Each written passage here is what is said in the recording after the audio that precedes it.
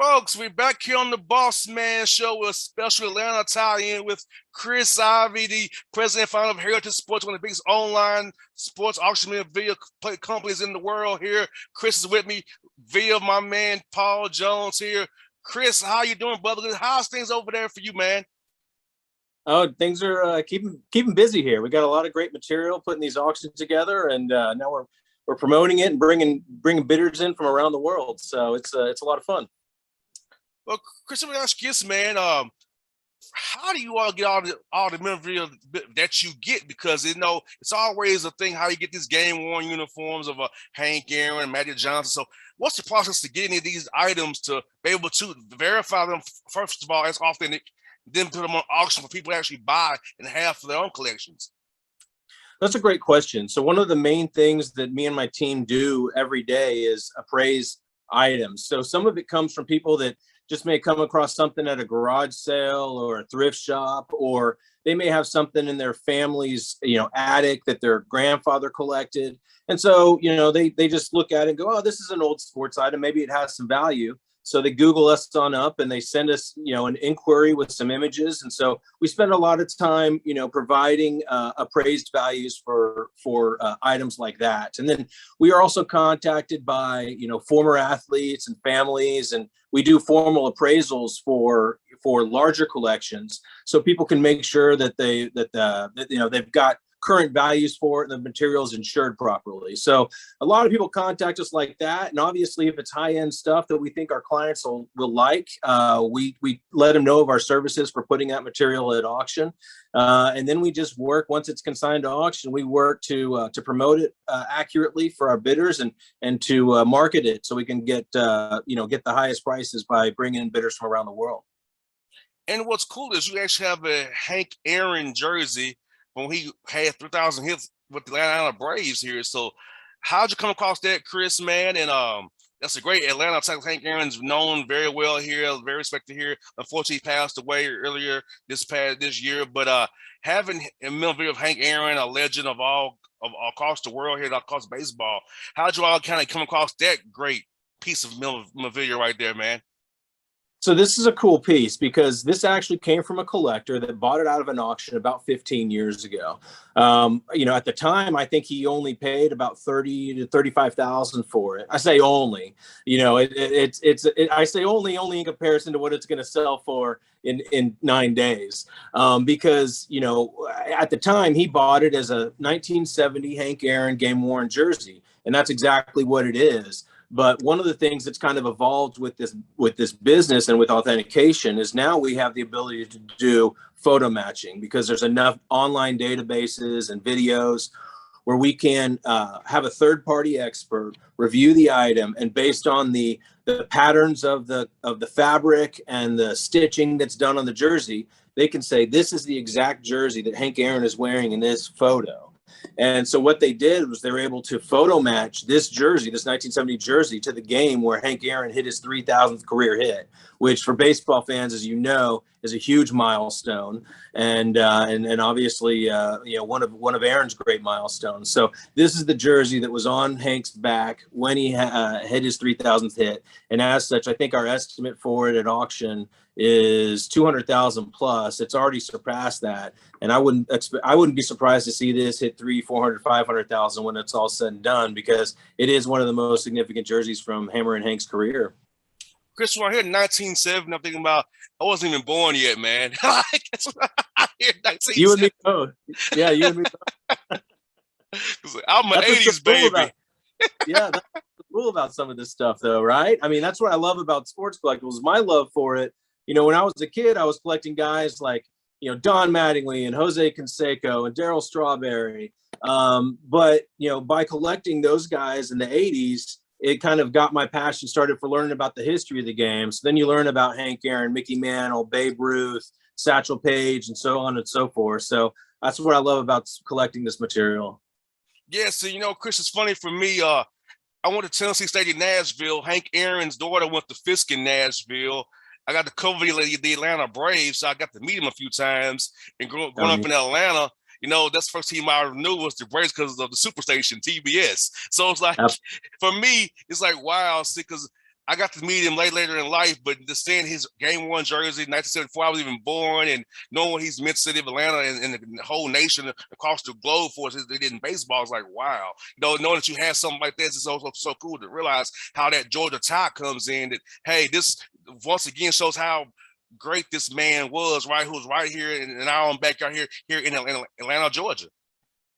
Yeah, one of the greats of all time, no doubt about it.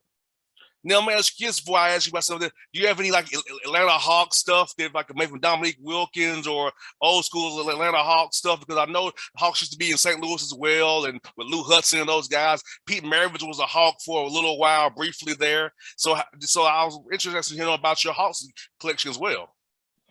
We don't have anything Atlanta Hawks in the current auction, but we have sold some great material. We sold a 1970s, Pete Maravich Atlanta Hawks jersey. A couple of those. So yeah, some wonderful material. Spud Webb's game worn jersey from 1988 Atlanta Hawks, really cool item from our era, probably. There's some neat Hawks material that certainly come through. Chris, let me ask you, it's gonna be full of fun with you, man. What is your favorite Atlanta Hawk jersey? Me personally, it's the Pac-Man. It's because that's what I grew up on. Was the old Pac-Man jersey with Dominique Wilkins. But what's your favorite Atlanta Hawks set of jerseys, man?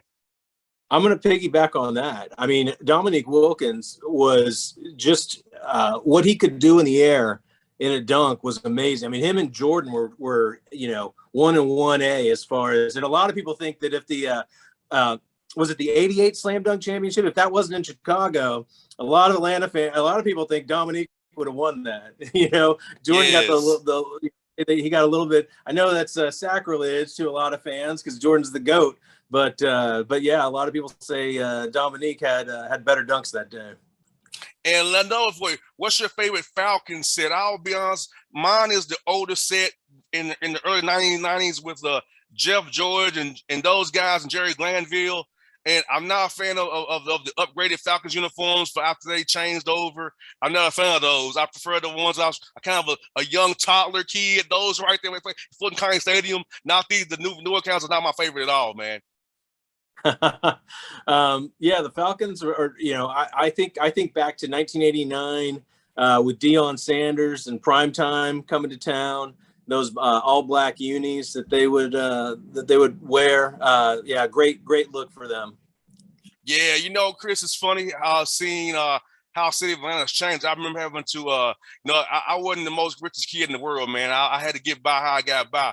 Sticking into the Omni to see the Hawks play as a kid, know how to sneak in the Omni, to see the Hawks play in the Omni, or sticking in Fulton County to watch the Braves play before they tore down and do the Olympics. So just knowing how cool it is, the Hawks, the Falcons and the Braves share that stadium at one time together over there where Georgia State plays at now, and seeing what we have. So for me, I feel like being born when I was born, I was able to catch a little bit of the old Atlanta sports scene before it is today. So I kind of knew what it used to be. Like when the Georgia Dome got tore down, it was built in 92. Like, everything was wrong with it.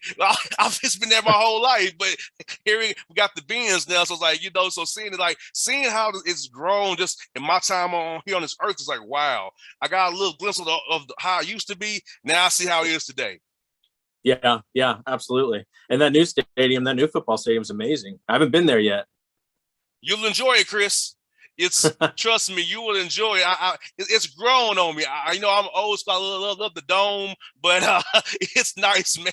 It's very, very nice. And you also have a Magic Johnson jersey. He was a rookie as well, man. Tell us about that, because I know Magic was balling really good in his first year in the league. Tell us about that jersey, man, and how you got that one. So that's right. This is the cover lot of the auction, and this isn't just a Magic Johnson jersey, but it's probably one of the best jerseys that's ever been made available publicly from the NBA.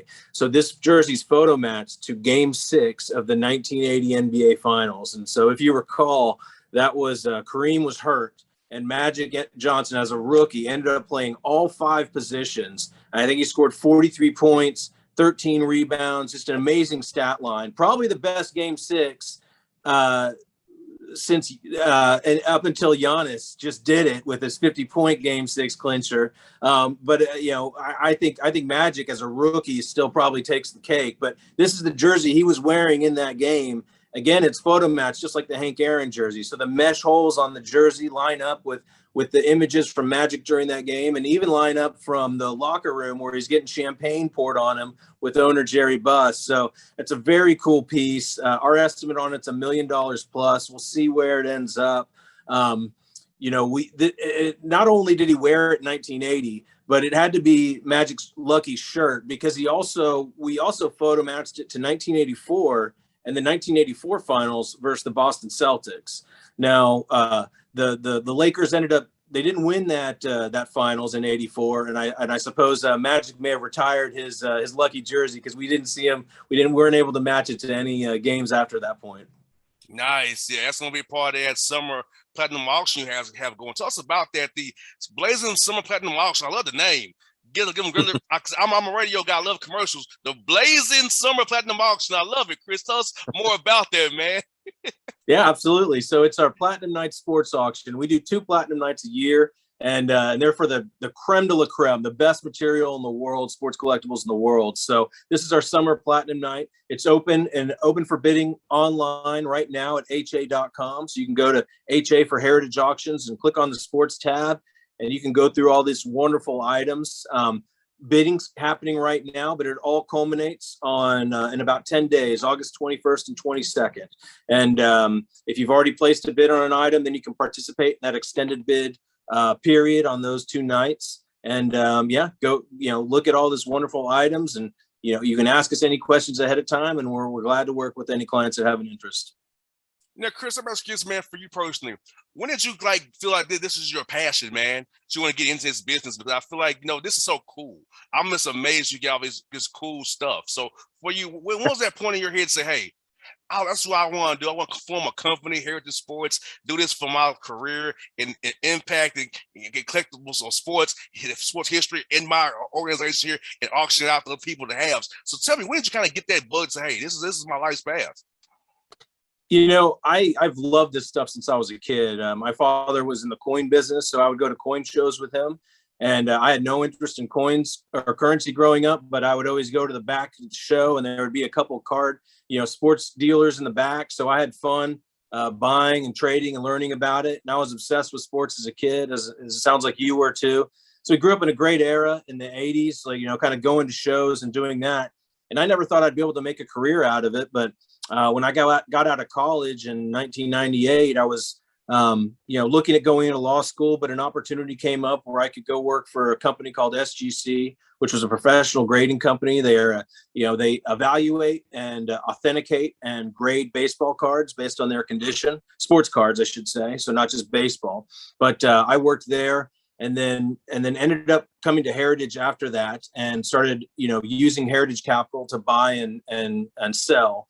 And then a few years after that, I knew that Heritage had a great infrastructure, already doing auctions in several other categories, that sports would be a natural fit.